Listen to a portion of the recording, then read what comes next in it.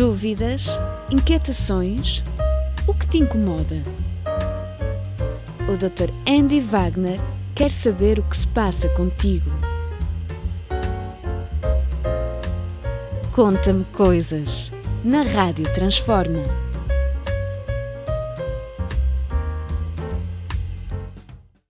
Olá, muito bem-vindos, muito bem-vindas, bem-vindes a mais um Conta-me Coisas, um programa da Rádio Transforma Online. E bem-vindas, bem-vindos, bem-vindes também à minha casa. Outra vez, estou de volta à minha casa. Vários programas eu gravei em outros lugares. Muito bem, quem sou eu? Para quem não sabe, sou Andy Wagner. Sou terapeuta, sou psicanalista, terapeuta de desenvolvimento humano e reposicionamento pessoal. O que é isso? Quem segue os meus programas sabe do que se trata estas duas especializações. Quem não sabe, eis uma excelente razão para ir a programas anteriores e ver, porque em vários programas eu expliquei que duas especializações são essas. Muito bem, além de psicanalista e, portanto, terapeuta, também sou filósofo. Muito bem. O que temos no programa de hoje? Vamos continuar respondendo perguntas. E hoje vou responder a duas perguntas excelentes, entre outras coisas, de um ouvinte do programa, que já fez perguntas aqui, que se chama Evanor Daniel de Castro, que é um brasileiro que assiste o programa e ouve o programa no Brasil, é um conterrâneo do estado do Rio Grande do Sul, da capital do estado, Porto Alegre. Na verdade, a minha cidade também, ainda que eu nasci numa cidade vizinha a Porto Alegre, né? Uma cidade chamada Gravataí. Quem quiser saber, é uma cidadezinha muito bonita, uma cidade açoriana, fundada por açorianos, uma cidadezinha muito bonita. Tenho muito gosto pela minha cidade natal, que é uma cidade da região metropolitana de Porto Alegre, que também é uma cidade açoriana, uma cidade fundada por colonos açorianos. Muito bem, mas isso é uma outra história. Eu estava falando do que mesmo? Do Evanor, que é morador da cidade de Porto Alegre também, e faz duas perguntas, e são essas duas perguntas que eu vou responder. As duas perguntas foram mandadas, foram gravadas e foram enviadas as gravações, então vocês também vão poder ouvir as duas perguntas. Muito bem, então vamos a isso, né? Vamos a isso, vamos responder as duas perguntas do Evanor. Então, em primeira mão, a primeira pergunta estará, então, agora, neste momento, para que todos a ouçam. Vamos ouvir, então, a primeira pergunta. Sou Evanor Daniel de Castro. Trabalho numa cidade metropolitana de Porto Alegre chamada Alvorada. Trabalho num abrigo institucional. Antes de fazer a pergunta, eu quero contextualizar um pouco o meu trabalho.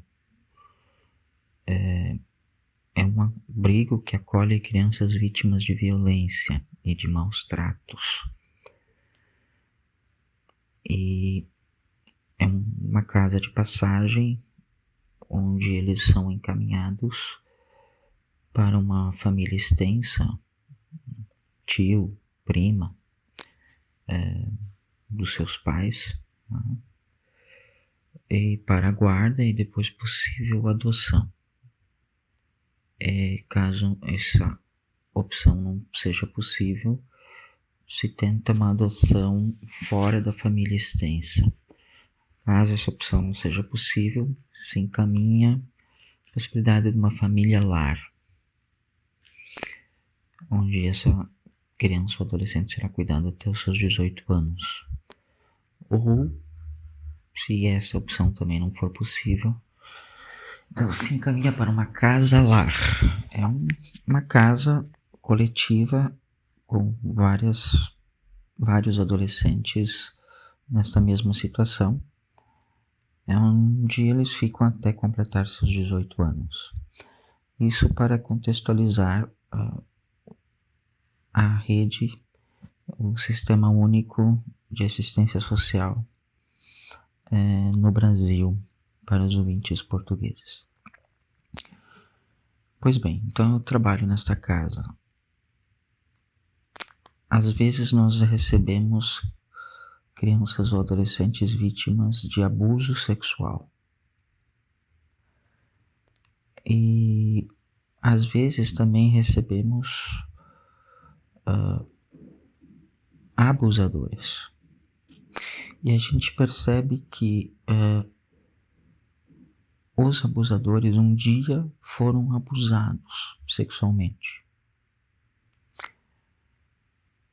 A grande pergunta que eu me faço, e gostaria de entender um pouco melhor esta lógica, especialmente a partir da psicanálise, é por que o abusado pode, às vezes, se tornar um abusador? Acho que essa lógica não é sempre, né, necessária, mas às vezes ocorre que o abusado se torna um abusador. Então, no meu trabalho, a gente fica extremamente atento a todos os acolhidos da casa, para que não fiquem sozinhos, para que uma situação dessas não ocorra novamente. Então, esta é a pergunta: por que um abusado sexualmente pode se tornar um abusador? Muito bem, vamos lá então. O que o Evanor Daniel de Castro nos coloca? Aqui tem várias questões que eu fui ouvindo a pergunta, uma coisa que me chamou a atenção, todo o tempo foi usado o masculino. Parece-me, então, deduzo que ali se trata de abusadores e abusados. Então, este contato que o Evanor teve com esta situação parece que se trata de vítimas, né, e agressores do sexo masculino. Primeira questão que eu observei. Ele não mencionou a situação, não falou abusadas, não é? Abusadores e abusadas. Então, esse é um detalhe. Primeiramente, talvez esse tenha sido o contato que o Evanor teve nessa casa, na cidade de Alvorada. Ali eu conheço bem, é uma cidade bastante problemática, da região metropolitana de Porto Alegre. Muito bem, então, primeira questão, vamos lá, vamos tratar disso. Aqui tem algo que já de imediato eu diria, não bate, não é? Não bate. O fato de, talvez, nesta casa-abrigo, ter chegado ali, algumas vítimas de abuso, mas também alguns abusadores, ou seja, alguns agressores, não é?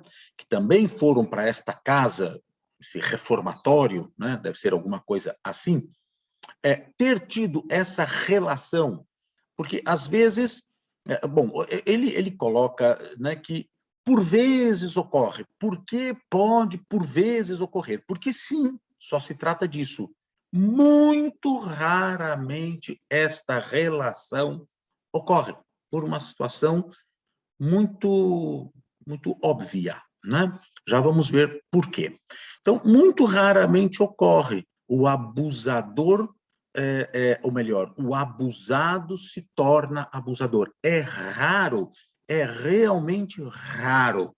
E talvez aqui tenha sido uma situação de um menino, ou de 2 ou 3 meninos ou rapazes que se tornaram abusadores e que, porventura, foram abusados.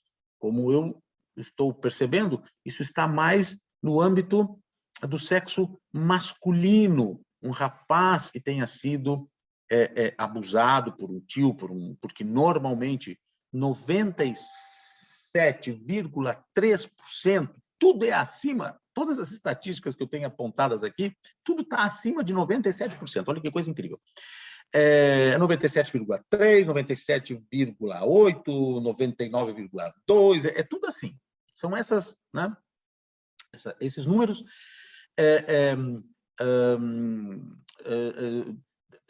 Ou seja, agora eu perdi um pouquinho o fio da meada por falar nessa questão dos números. Então, nesta casa deve ter acontecido uma coincidência de casualmente ter chegado ali 2 ou 3, não é? É realmente um caso quase raro em que os abusadores foram também abusados, né? Isso pode ocorrer? Pode ocorrer. Isso vai depender muito da relação que o abusado teve e tem com o fato, com o trauma que viveu, ou seja, quando foi abusado, e que pode desencadear algo que o torne abusador. Mas vou repetir, são situações raras. Não é uma regra os abusadores, os abusadores é porque foram abusados. Não. Simplesmente por um fato. São os 97,3% das vítimas são meninas e 98,2% dos abusadores são homens.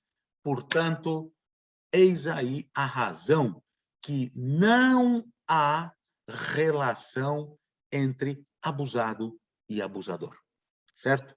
Normalmente, majoritariamente, os abusadores são homens, certo? As razões que os levam a ser abusadores não faz parte o fato de eles terem sido abusados. Não se trata disso. E é um fenômeno que eu não vou entrar aqui. Nós poderíamos, mas isso poderia-se até pensar num programa. Agora, nós temos aqui uma questão muito, muito séria, que é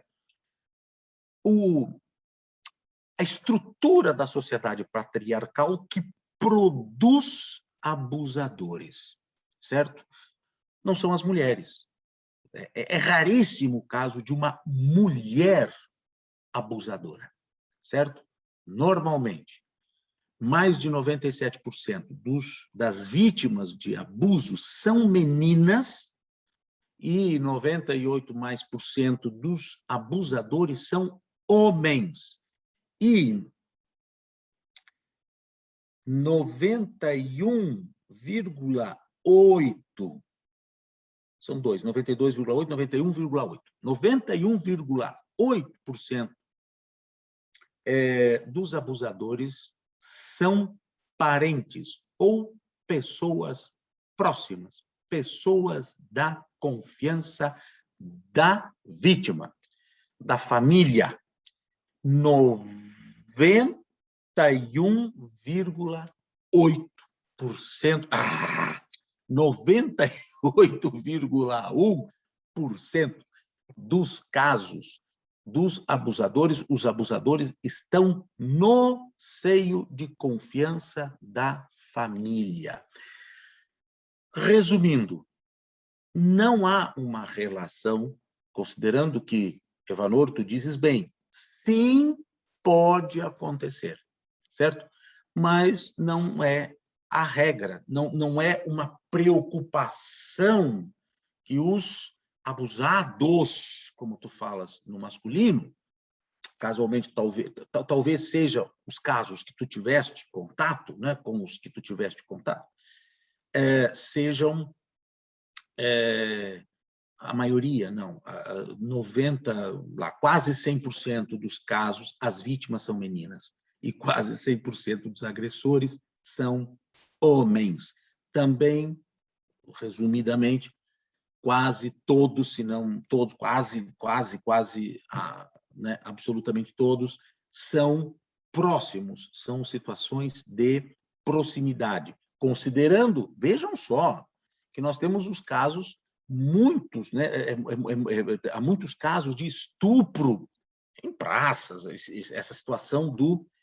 E, por incrível que pareça, esse é um número muito pequeno. É aterrador, mas é um número pequeno em relação ao abuso que acontece no seio familiar. E quero dizer que esses são estatísticas não brasileiras, são estatísticas universais, ok? São estatísticas universais. Talvez no Brasil haja ali uma certa... dependendo do país, mas no contexto geral, estes são os números. Então, pronto, basicamente é isso, Evanor. A pergunta, por que acontece? Cada caso é um caso. Há que se ver o que o trauma causou e que gatilhos, né, ativou para que o abusado se torne abusador. Às vezes isso é basicamente a mesma razão, não é, de outros tipos de violência sofridas por crianças, não é? Pais violentos transformam as crianças, não é, ao serem pais, tornam-se pais violentos. Isso é essa mesma razão, certo? Essa mesma razão, fenômeno, né, que faz com que, às vezes, o agredido se torne agressor. Isso existe? Sim, existe, certo? Existe. No âmbito da agressão sexual, é bastante inferior, por incrível que pareça, porque não existe uma coincidência de sexo, certo? Um pai agressor transforma, né? Porque aqui tem um outro fenômeno, Evanor, que é a questão da sociedade patriarcal, onde, normalmente, também nas famílias, os agressores, maioritariamente, são homens. Não que não exista também agressoras mulheres, mas, maioritariamente, são homens. Por razões óbvias, não há necessidade de ficar aqui enumerando as razões. Razões óbvias, até por uma questão simples. A cultura estabelece que a mulher deve ser mais frágil que o homem, portanto, é quase sempre... Se fosse o contrário, era pouco provável que as mulheres seriam assim tão vítimas de violência dos homens, mas é que os homens são sempre muito mais fortes que elas, porque elas nunca, né, é muito raro, aliás, é quase caso de piada, quando uma mulher muito mais corpulenta tem um relacionamento e se casa com um homem mais franzino, né? Vira piada isso. Então, quer dizer, tem todos esses fatores ridículos, né? Que, aliás, em algum programa eu já tratei disso muito seriamente, essa questão, né? Que faz com que, obviamente, nós vamos ter também, no âmbito da violência doméstica, maioritariamente, prioritariamente, a violência, não é, está na mão dos homens, não é, em relação às mulheres. Não estou dizendo que não haja o contrário, mas é absurdamente vasto, né? O número é imenso, é incomparável, né? O número de casos de violência de homens contra mulheres em relação ao contrário. Então, aqui é isso, Evanor, é isso. Não há essa relação, isso é um caso raro, são casos raros, né? Aqui parece que tu estás te referindo a casos de meninos que foram violentados por homens, não foram violentados ou agredidos sexualmente por mulheres, foram por homens, provavelmente pedófilos, não é? Claro, obviamente, não é?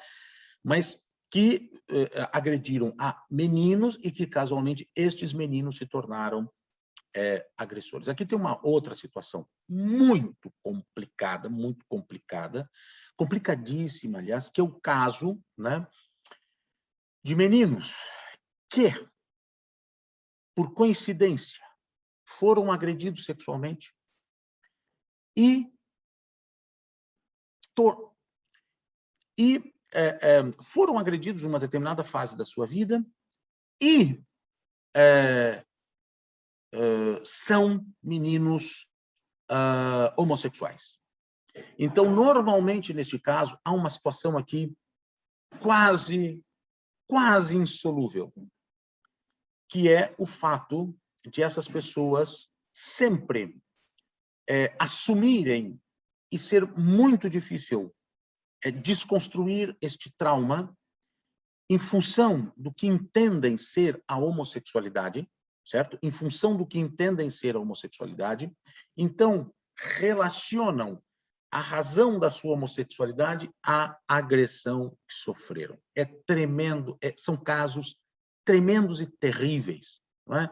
Então imagina que ia ser homossexual de qualquer forma, não há nada que faça alguém, por alguma razão externa, ser homossexual, certo? Como ninguém se torna heterossexual porque foi violado por uma mulher, foi violado por uma mulher, então vai ser hétero. Se foi violado por um homem, vai ser gay. Isso é ridículo, né? Então, a coincidência de que, às vezes, não é? Na infância, na puberdade, é abusado, e quando ocorre que, então, para piorar a situação, este menino que, obviamente, é manipulado pelo agressor magistralmente, e este menino sente prazer, porque às vezes o agressor faz isso, certo? Aproxima-se de tal maneira a fazer com que a vítima se sinta prazer. O agressor não é estúpido, não é? Com isso, estabelece uma relação de culpa brutal, que leva, em muitos casos, ao suicídio, né? Brutal. E o que acontece? Faz a relação, ou seja, eu me tornei gay porque fui abusado. E, para piorar, a culpa que o adolescente, depois o adulto, sente, porque sentiu prazer no momento em que estava sendo abusado. Muito bem. Esse assunto é extremo, não é? De muitos. Se, porventura, alguém, o próprio Evanor, fica à vontade, ou qualquer outro ouvinte quiser que sejam dadas mais explicações e que mais, né, se trabalhe mais esse tema, fiquem à vontade de perguntar o que for, mas e nesse caso, e naquele caso, porque é vasto demais, tá certo? Mas, resumidamente, não existe relação, ok? A maioria dos casos das vítimas são meninas, e a maioria dos casos dos agressores são homens. Portanto, as razões são completamente outras as que fazem os homens se tornarem agressores, tá certo? Não é o caso de eles terem sido agredidos, porque 90, sei lá, quase 100% deles nunca foi agredido. Então, essa é a questão. Aqui, certamente, tu tiveste contato com alguns casos raros, né? E, coincidentemente, numa mesma instituição, talvez 2 ou 3 casos em que tu tiveste ali agressor, talvez porque estes casos foram reunidos e foram encaminhados por esta casa, para esta casa, talvez isso, né? Pronto, e que ali, então, se concentrou 2, 3 casos onde os agressores, casualmente, também foram agredidos, certo? Então, pronto. Espero ter respondido a pergunta, certo? E como tu me disseste, à luz da psicanálise, por que isso acontece? Bem, teríamos que analisar cada caso separadamente. Agora, pode ser simples, dentro da complexidade, simples. Às vezes, o agredido se torna agressor, por várias razões, mecanismos, né? Às vezes, mecanismos de projeção, mecanismos de, sei lá, algum tipo de mecanismo, né, que faz com que o agressor, o agredido, venha a repetir aquele padrão, né? Venha a repetir aquilo que viveu, né? Como acontece muito, né, na questão da repetição de padrão. Então, essa pode ser uma resposta, a repetição de padrão, quando, não só em casos sexuais, o agredido se transforma em agressor. Essa é uma razão, ok? Muito bem, feito. Respondida está a primeira pergunta do Evanor, e vamos à segunda pergunta. Vamos ouvir, então, a segunda pergunta. Evanor Daniel, de Porto Alegre para o Conta-me Coisas. Recentemente eu tive contato com uma crônica da Marta Medeiros, onde ela questionava se estar consigo mesmo era um bom lugar para se estar. Achei a pergunta bastante pertinente e a resposta dessa pergunta como algo pertinente, não só pertinente para sucesso pessoal, satisfação pessoal, bem-estar pessoal, mas me parece que responder essa pergunta no sentido de que realmente é bom estar consigo mesmo, como sendo um lugar bom de se estar, como algo importante para a vida em sociedade e uma sociedade civilizada. Gostaria de ouvir do Conta-me Coisas, porque estar de bem consigo mesmo como um bom lugar de se estar acaba também sendo importante para uma vida em sociedade civilizada.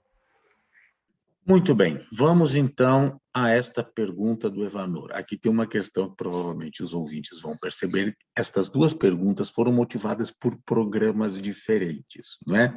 Como eu vou acumulando perguntas e depois então eu seleciono, junto grupos de perguntas e respondo, então deu para perceber que as perguntas vieram de programas diferentes, elas foram motivadas por assuntos diferentes.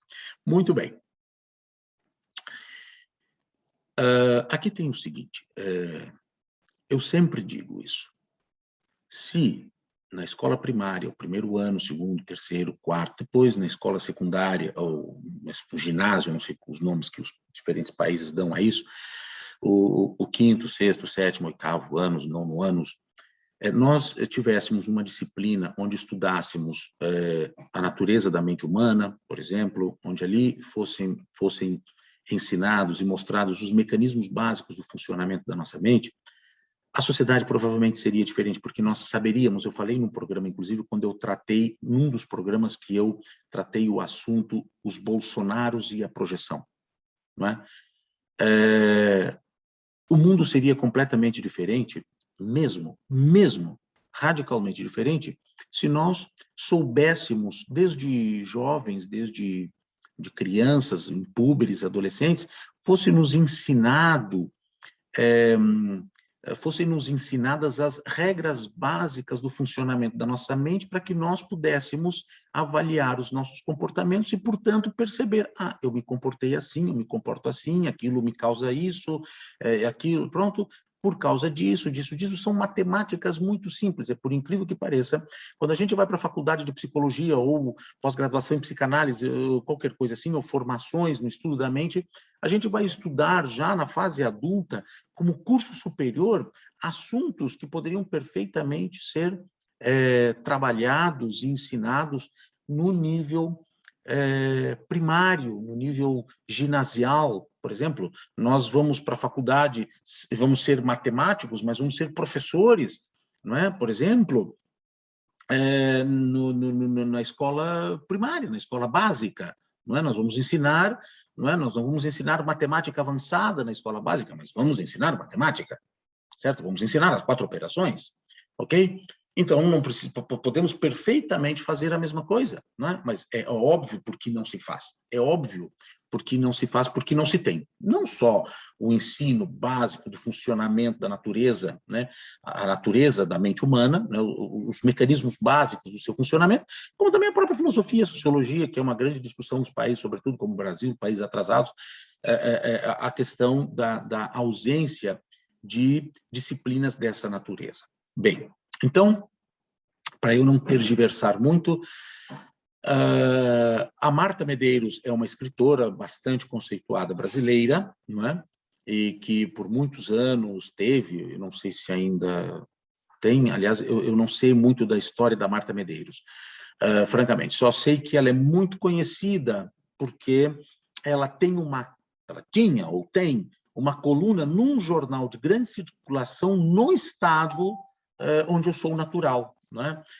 Que é um jornal chamado Zero Hora, e ela tem ali uma coluna há muitos anos, né? Pronto. E ela escreve coisas muito interessantes. Eu tive contatos com coisas desta autora nisso. Nunca li um livro dela, nem nada, mas sei que ela é uma autora proeminente, né? E escreve coisas interessantes, coisas muito curtas que eu li, mas são coisas muito profundas, realmente muito profundas. Bem, então ele menciona esta Marta Medeiros e pergunta, né? A questão é, estar, né, nós, quando estamos com nós mesmos, é um bom lugar estar? É um bom lugar estarmos com nós mesmos? E essa relação,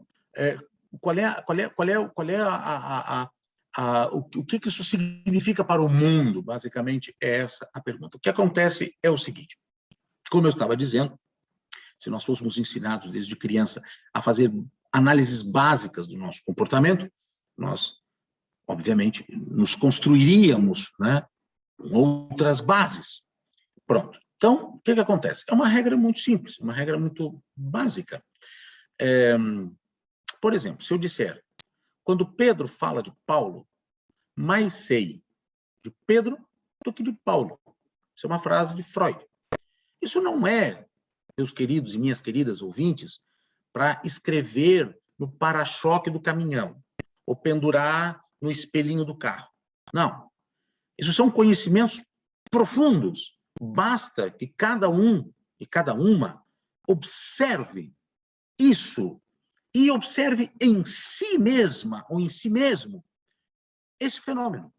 Quando Pedro fala de Paulo, mais sei de Pedro do que de Paulo. Certo? Por quê? Porque, obviamente, tudo, sem exceção, a minha relação com tudo que está fora de mim é um espelho da minha relação com tudo que está dentro de mim. Coisa simples. Uma pessoa conflitiva não pode não estar em conflito consigo mesma. Assim de simples. E isso agora multipliquem para todas as demais coisas. Imaginem se nós realmente levássemos isso muito a sério, não é? E percebêssemos, e fôssemos realmente, minimamente, entender por que eu me comporto assim, por que determinadas coisas acontecem comigo, por que eu sou assim, não é? Eu sou assim porque, eu posso dizer, eu escolhi ser assim. Ora, claro que isso é um processo inconsciente, isso não quer dizer que porque normalmente as pessoas ignoram a sua parte inconsciente, que normalmente é o que nós mais somos, não é?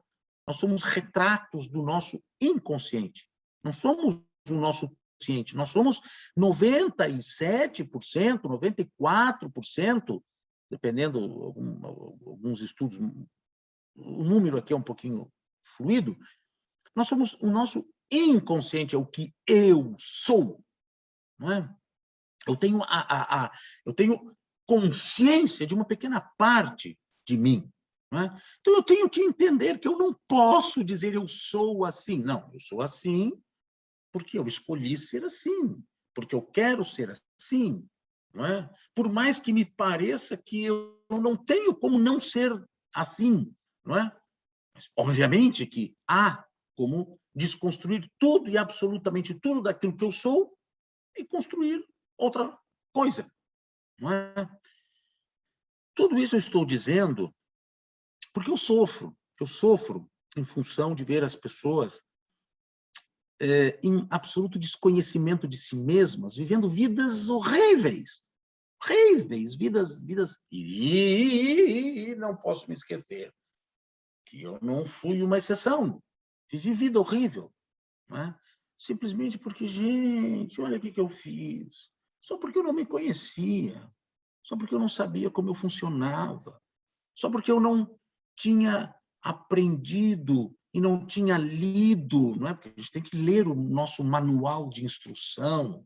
Nós temos um manual de instrução, então nós precisamos ler o manual de instrução e saber como nós funcionamos. E aí, pronto, não é karma coisa nenhuma, não excluindo a possibilidade de, mas não é karma, nada, não é a vontade de Deus coisíssima nenhuma, certo? Não excluindo, mas há, não é, coisas que nós atribuímos a outros fenômenos que não são atribuídos, não é para atribuir, é atribuir ao nosso inconsciente, é isso que se tem que atribuir. Estou dizendo tudo isso porque nós somos, no que diz respeito a tudo que nós, com o que nós nos relacionamos fora de nós, é um espelho clônico das nossas relações internas. Dá para entender isso assim de forma muito simples? Dá, claro que dá. Claro que dá. Óbvio que dá para entender, certo? E é claro que, observando o comportamento das pessoas, nós podemos observar que as pessoas não estão, grande quantidade das pessoas, em certas esferas da sua existência, estão muito mal, não estão bem, não estão nada bem. Na observação da sua relação com as outras coisas, não só com as pessoas, mas com a sua vida, com as coisas externas assim, certo? Com os seus bens, com as suas coisas. Quando nós observamos e analisamos a sua relação com as coisas externas assim, nós nos damos conta de como são as relações desta pessoa com ela mesma, certo? Tudo é um espelho, tudo. E se nós soubéssemos, tivéssemos aprendido na escola muitas coisas, certamente a escola de psicanálise ou psicologia seria bem diferente, porque nós não iríamos aprender na escola superior de psicanálise coisas que teríamos aprendido, né? Nós não vamos para a faculdade aprender as 4 operações, porque a gente já aprende na escola primária. Nós também não iríamos para a faculdade de psicologia, ou no meu caso, para a psicanálise, para aprender as coisas básicas do funcionamento da mente, porque eu já teria aprendido antes, né? Aprenderia outras coisas. E é assim que funciona, assim que acontece. Então, por que a Marta Medeiros diz, será que estar consigo mesmo é o melhor? Será que estar, não é? É o melhor lugar? Jung diz, não é? Ele não diz como poeta, ele diz como um estudioso da natureza humana, né? Como pai da psicologia analítica. O ser humano é capaz de chegar ao absurdo das ações mais absurdas, ao píncaro do absurdo, para fugir do encontro consigo mesmo. Não é? E é isso que nós fazemos. O que são as redes sociais? O que são as redes sociais? Olhar as redes sociais, analisar as redes sociais, é ver uma multidão em fuga desesperada de si mesma. É uma multidão em fuga desesperada de si mesma. Certo? Enquanto, frase de Jung, enquanto eu não abraçar os meus demônios, não há possibilidade de eu estar bem. Abraçar os meus demônios é encarar as minhas podridões. Isso significa abraçar os demônios. Quem é que está muito disposto a isso? É muito pouca gente que está disposta a isso para viver uma vida de bem-estar, de plenitude. Encarar os seus porões, certo? Você precisa ter muita coragem. Não é por nada que Confúcio, um grande filósofo do Oriente, disse: aos homens pequenos cabe-lhes conquistar o mundo. Aos grandes homens cabe-lhes conquistarem-se a si mesmos.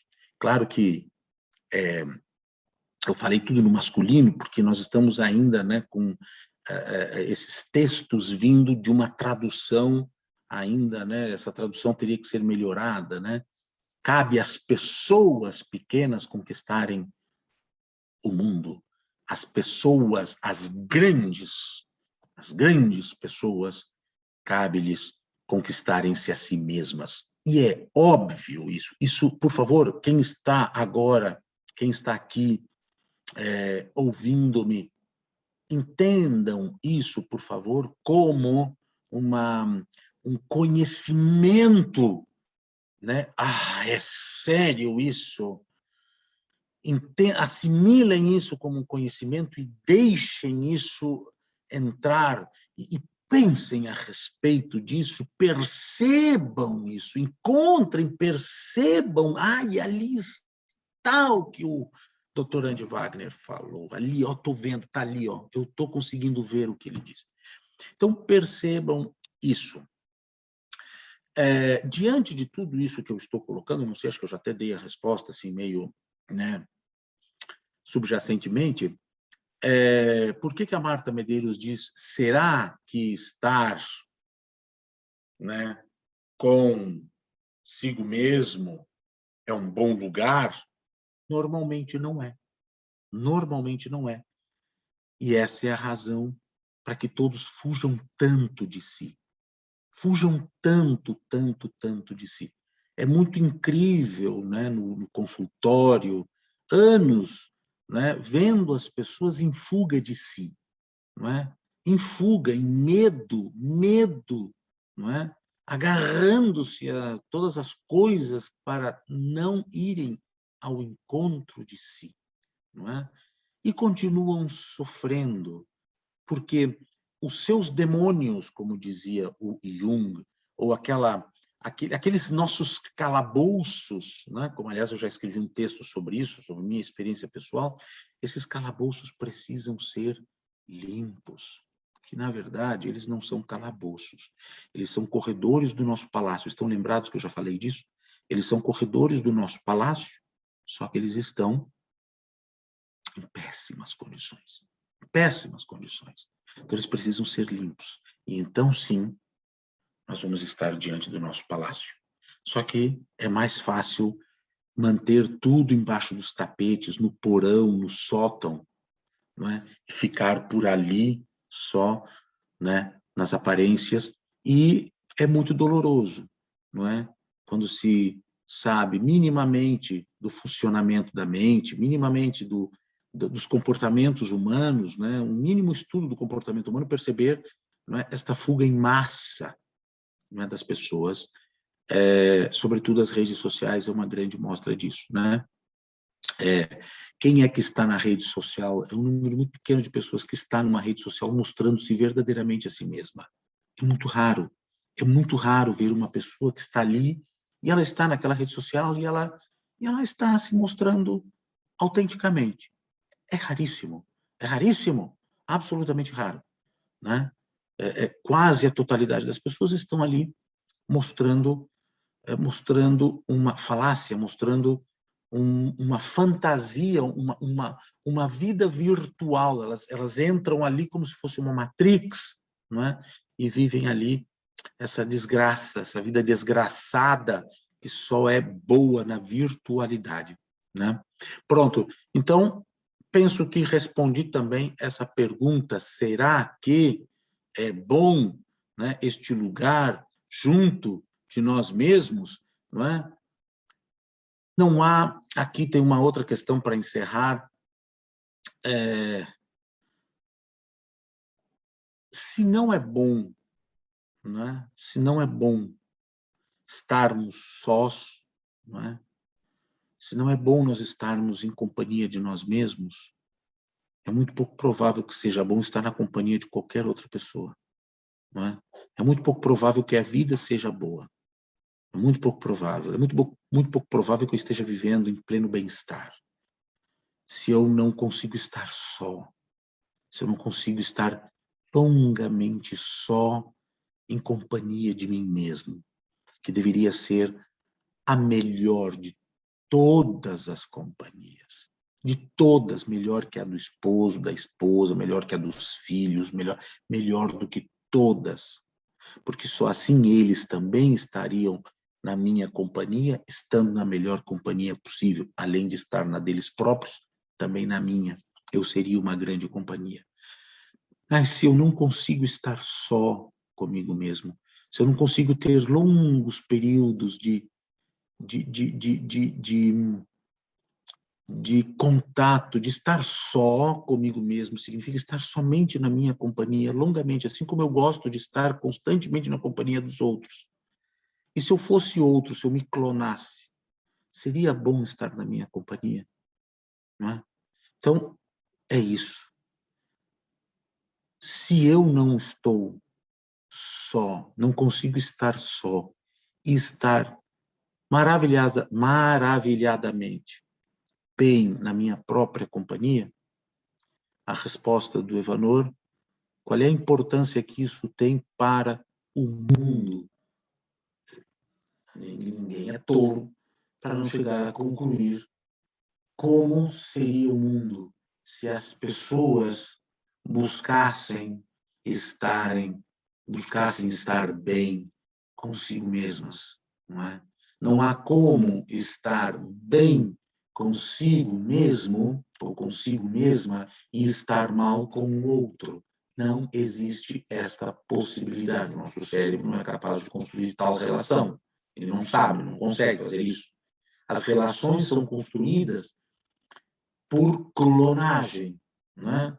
As relações que são construídas, agora imagina a relação dos nossos líderes políticos com eles mesmos, em função das relações que eles constroem com os outros, entre si, né? Uns com os outros, etc. Então, é óbvio que, na medida que as relações humanas estão nessa mesma, na proporção que estão podres, né? Estão putrefatas as relações das pessoas com elas mesmas também. Então, se estar consigo mesmo pode ser o paraíso, também estar consigo mesmo pode ser um inferno. E, obviamente, isso vai refletir na construção das minhas relações com tudo e com todos. E, obviamente, todos vão construir um mundo, né? Pronto, penso eu que respondi a pergunta do Evanor. Duas perguntas muito boas, sobretudo a segunda espetacular, uma grande pergunta. Muito bem, é isso. Muito obrigado. Aqui ficamos no programa de hoje. Respondi as perguntas do ouvinte Evanor Daniel de Castro, da cidade de Porto Alegre, no estado do Rio Grande do Sul, no Brasil. Muito bem. Vamos lá, encerrar o programa. Como é que nós encerramos o programa? Nossa tabelinha. Subscrição. Então, primeiramente, as redes sociais são Facebook, tá? Facebook, YouTube e Instagram. Das duas coisas, a Rádio Transforma e o Andy Wagner. Então, Andy Wagner e Rádio Transforma, Facebook, Instagram e YouTube. Tá bem? Além disso, o meu e-mail, pereira_andi@yahoo.com.br. Muito obrigado. Até a próxima segunda com mais um programa Conta-me Coisas. Um beijo a todos, a todas e a todos. Até mais.